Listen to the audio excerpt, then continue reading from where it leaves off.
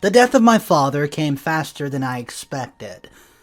And to my surprise, the second he died, my family decided it was the best time to break a family secret to me they've been hiding my entire life. My family shocked me with a very big secret after the death of my father. I've always known that there was a secret looming around somewhere since the very first day I became conscious in this world. I just could not pinpoint exactly what it was. My family has always been somewhat nice to me, especially my father. However, my siblings acted like I was the devil's spawn. It did not take me long enough to realize that siblings fought all the time. I believe that no matter how much we threw insults at each other, the love would always be there, so I learned to adapt to my siblings' hostility. My sister, Mia, was still quite sweet, but my two brothers were a nightmare, especially the oldest, Stefan. He was always referred to me as the child that wasn't needed. That statement did a lot of psychological damage to me in my early childhood years. However, being an intelligent individual who later studied psych major in the universities, I convinced myself that last-born in several households were usually unplanned by parents. I told myself that this did not mean that I wasn't loved. It just meant that my parents did not exactly expect my arrival after having 3 children. But that was okay. Stefan would always talk about how our mother was quite reckless because she got pregnant again, just 3 months after giving birth to her 3rd child. Mia, Stefan, would talk about how I should have been aborted because it was biologically wrong. However, my parents were quick to shut him up and assure me that I was exactly where I was needed. I didn't exactly take offense in his words. I've always had a thing for studying human emotions and behavior. It was my dream to become a therapist, so I learned just to deal with the human behavior. For several years, I used my 2 brothers, especially Stefan, as a sort of psychological experiment. I learned to absorb every insult he threw at me, including his permanent nickname for me, quote, the unwanted child. However, as we began to grow older, those childish insults and torments from him dropped. It was still quite evident that he did not fancy me, but he knew that his past insults didn't really get to me. At least, that was how I made it look. So, he gave up constantly taunting me. Instead, anytime I came close to him to at least bond with the eldest brother, he would tell me to go play with our mother. I gave up. Moved on and accepted my fate. I come from a very wealthy family, never lacked any material thing right from when I was born. My family's wealth intimidated my father's siblings. It wasn't the kind of wealth inherited from older generations. My father hustled. He hustled for his wealth. So his siblings could not lay claim to any of it. However, he was a damn good man. He made sure to satisfy the material needs of the extended family, but this did not seem to be enough. In their view, my father would always be the stingy man, the man who gave out little compared to what he had and how much he spent on his wife and children. However, aren't most extended family members always like this? Most wealthy homes I know always have 1 or 2 family members, especially from the father's side, that are always jealous of their siblings' wealth. As a psych major, I took this situation to be a quite normal one. In fact, I made excuses for the behavior of people around me. I gave the impression that nothing actually got to me, no words or actions. Even when they did, I tried to bury them deep down and just tell myself that humans would always be humans. My mother constantly commended me on my emotional strength, according to her. I was the peacemaker of the family, the one who would always sprinkle water on a rising fire.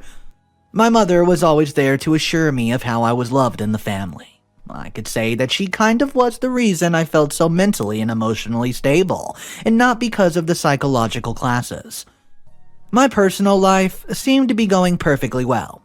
I graduated from the university, joined an agency that focuses on social experiments, and was just about to be picking up my master's form when I heard some very devastating news. It was just a sunny Saturday afternoon, and as usual, my father was laying on one of the patio furnitures with his laptop on his legs and a small table that held a jug of orange juice and some cookies. My father had been on the furniture for more than 5 hours and my mother was starting to get worried. She went outside to check him, only to find out he stopped breathing. My father was dead, without any warning, or so I thought. I was currently in another state when I heard the news. My sister Mia broke the news to me as my mother was not in the right frame of mind, just like how I've learned to conceal my emotions for a very long time. I tried not to show my grief. I took the next flight and was back home within the next 24 hours. My oldest brother, Stefan, seemed to be handling things well, although it was quite obvious that he held his pain too, just like me. Tony was almost nowhere to be found, although I heard he's been going in and out of local bars since the news of our father's death. I guess he decided to drown his grief in alcohol. My mother later told us that father had been suffering from a heart disease for a couple years now. He chose to keep it away from us because he wanted us not to be burdened by the news. Although the disease had not entered an extremely critical stage that would hospitalize him, no one knew he was going to have heart failure and just drop dead like that, not even my mother. He had been frequenting the hospital and even has a nurse that comes check on him almost every day.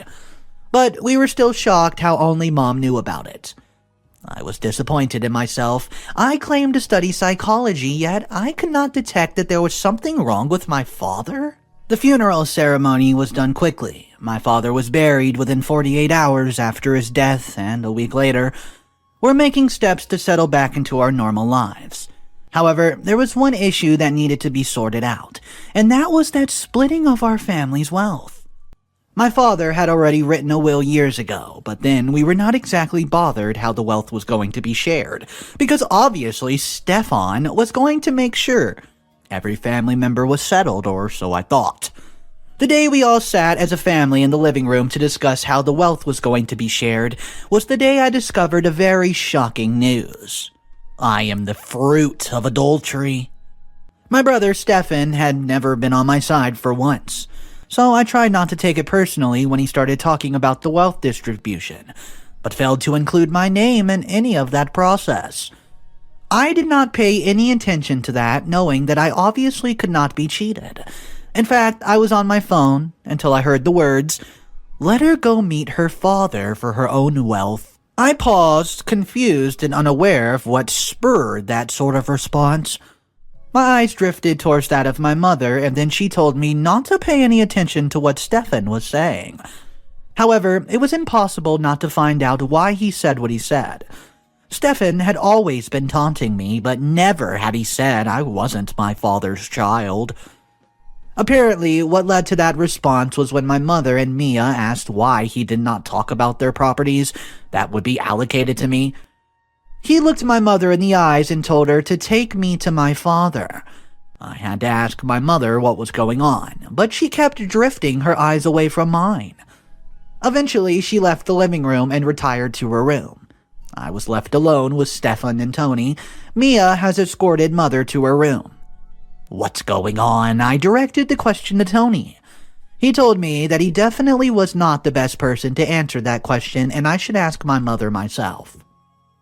So, I stormed out of the living room and headed straight towards Mother's room, after insisting that she told me what the heck's going on. She confessed to me that my father was not my biological one. I didn't quite understand. How? Why? Those were the questions on my mind, however, it was all starting to make sense.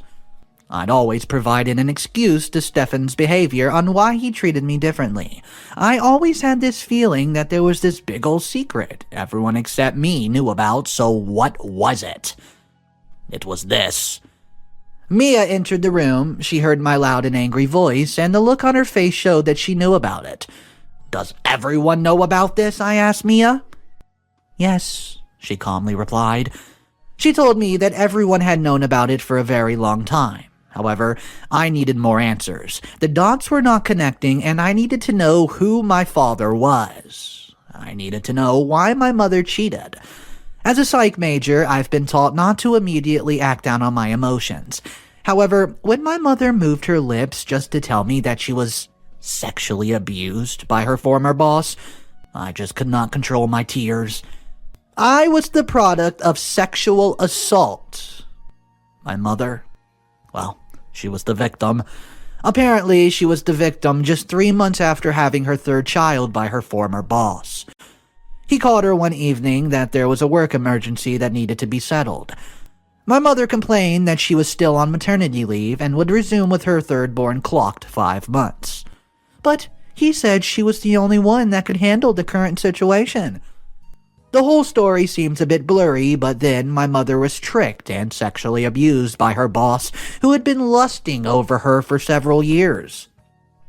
My mother had refused his advances for several years, which eventually led to abuse. The story became clear before the end of the day. My mom had been working for her former boss in a large media press company about 3 years before she met her husband, the one I know as my dad. Her boss, who was a young, handsome billionaire, fell in love with our mother. And according to Mom, they had some few intense romance conversations between them. Although nothing physical happened, my mother had also fallen for him. And when the romance was about to take itself to the next level, she found out that her boss was already engaged to someone else. She was heartbroken, but decided to move on. And then, within a month later, she met our father. Her boss later explained to her that the engagement was an arranged one set between two wealthy families, and so it was just for business purposes. However, my mom wanted to hear nothing of it. For her, it seemed like a big red flag even when her boss already promised to cut off the engagement. Her excuse was that she wasn't even supposed to be in any sort of personal relationship with her boss in the first place. Our mom moved on with her life and got married to our father. After the wedding, her husband urged her to quit her job, but she refused.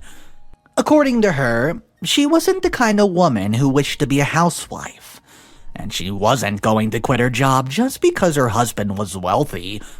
She was passionate and independent with the zeal to work for herself. She didn't exactly need the money from her job, but she was happy to do it. Her husband loved her independent spirit and decided not to pester her about the job, although her boss continued pestering her, begging for a secret affair between him and our mom, but she refused. 1 year later, her boss divorced his wife, and then his eyes became totally fixated on our mother. She should have left at that point, but her love of the job just kept her there. Even after our mom started having children, her boss still nurtured some affection for her. One way or the other, they became good and close friends, but our mom promised that there's nothing going on between them. The evening our mom got a call from her boss saying that there was an emergency work and she should meet him at the office was the evening she was abused. It was too late before she realized that he really did not call her for emergency work. He just wanted to spend time with her. In fact, it seems like he's already been sipping alcohol. One thing led to another, and when my mom would not give in to his advances, well, he took her. He left the office building shortly after the act and left our mom broken, sitting on the floor. That night, our father had begun to get suspicious and had called her line several times, but she would not pick up. So, he drove to the office and met her, seated on the floor, clothes torn, eyes swollen with tears. He rushed her to the hospital, but the deed had already been done. Our father would not let the issue go. He filed a case against her boss and the issue was settled at court.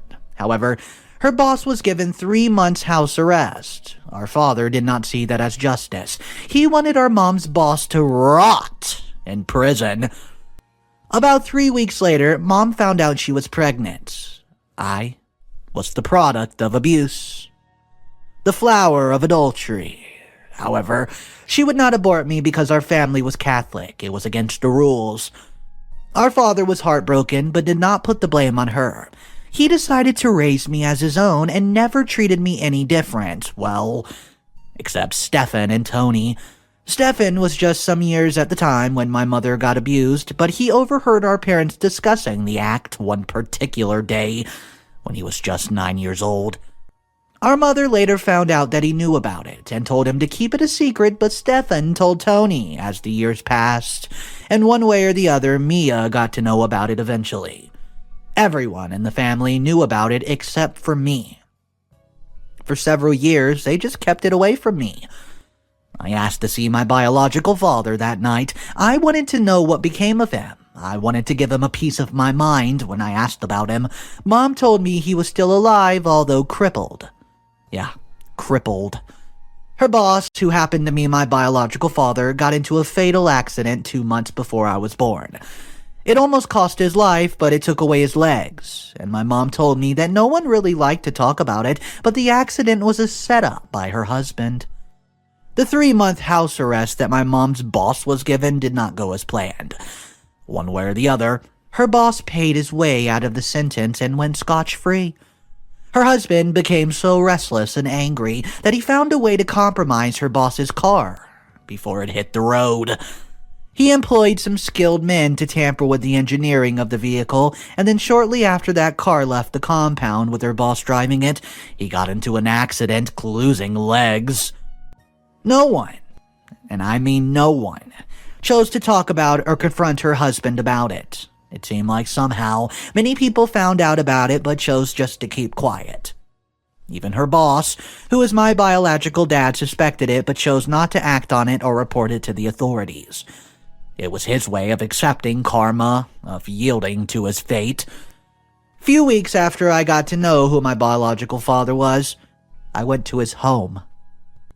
A young woman named Dorcas welcomed me in. My bio-father, Tom, had been expecting me. He's heard of my mom that I've already found out, and a meeting had been scheduled. I went alone. My mom wanted nothing to do with it, and it was understandable. Tom was in a wheelchair. When I laid eyes on him, he looked like he was going to wither away very soon. He was nothing like the young, handsome billionaire my mom described. At least, that's how he used to look. Not anymore. Anna Vera. He said my name just like how everyone else called it. I wanted to hate him. I actually wanted to lash out. He violated my mom, and in no way would I ever call this man my father. My mom's husband would always remain my dad, biological father or not, I didn't care. Tom was just a dirty sperm donor to me, nothing more. He wasn't family. However, I felt pity for him. I was tongue-tied. Did not know what to tell him. I just wanted to see his face, the face of the man who violated my mother, and that was going to be the first and last time we would be meeting. He told me how he felt extreme guilt. He told me how he always wanted to reach out to my mom after the event, but there was a restriction order placed. Her husband just simply would not allow it. Then he said something else. Something that should have piqued my interest but did not. He offered me properties, money. In fact, he said that his lawyer is already aware that everything he owns belongs to me. I was his only child. He never had another child, however. I wasn't interested in his wealth. I wanted nothing of his. I left his home and vowed not to see him again. My older brother might be contemplating on how to cheat me out of my family's wealth, but I did not care, because I had some money of my own and I was content. The man I acknowledged as my real dad loved me very much. He never made me feel any less loved, and he knew I wasn't his, yet he treated me like his. About a month later, after the death of our father, the family lawyer called me to discuss some of the other money my mom's husband stashed for me, in case I was going to be cheated out of the wealth. Although my mom would not allow it, then, again, Stefan was so intimidating. Somehow my dad knew after he died the truth about my real father was, and it would come out. He knew my eldest brother Stefan was going to burst that bubble. The lawyer also gave me a note from my dad, and as I read the note, tears streamed down from my eyes. My father wrote about how he loved me, and will always love me. In his eyes, I was his daughter, and nothing was ever going to change it. Absolutely nothing. I cannot imagine the amount of emotions